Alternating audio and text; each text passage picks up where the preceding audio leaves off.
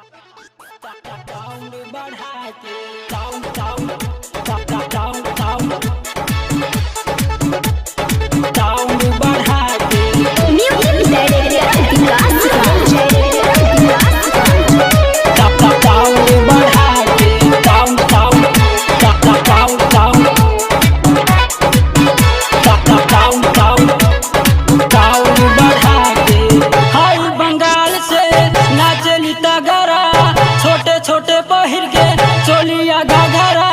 पीकर के वॉल्यूम बढ़ा के नचले पूरा साउंड बढ़ा के गाना गोविंद के लगा के नचले पूरा साउंड बढ़ा के हाय बंगाल से नाचली तगरा छोटे छोटे पहिर के चोलिया घाघरा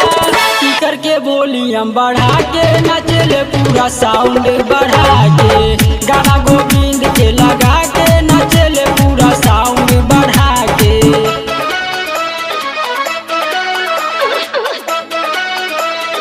sound sound sound sound sound बढ़ा के साउंड बढ़ा के sound sound sound sound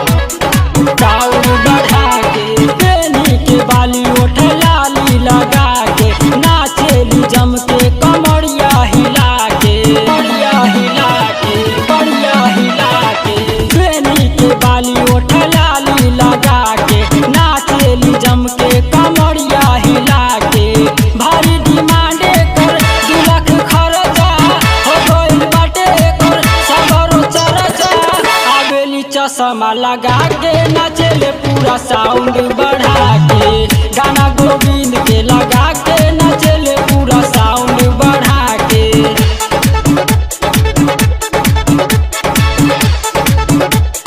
sound बढ़ा के म्यूजिक डायरेक्टर साउंड बढ़ा के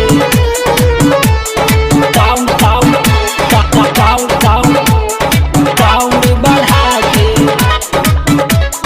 साउंड बढ़ा के आदत न ठीक तो कैलस बवाल हो कहेली है हम गोविंद जी के माल हो गोविंद जी के माल हो गोविंद जी के माल हो आदत न ठीक तो कैलस बवाल हो कहेली है हम गोविंद जी के माल हो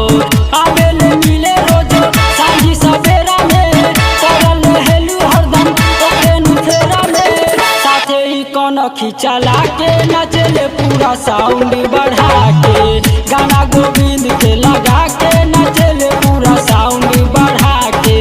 हाय बंगाल से नचली तगरा छोटे छोटे पहिर के चोलिया घाघरा पीकर के वॉल्यूम बढ़ा के नचले पूरा साउंड बढ़ा के गाना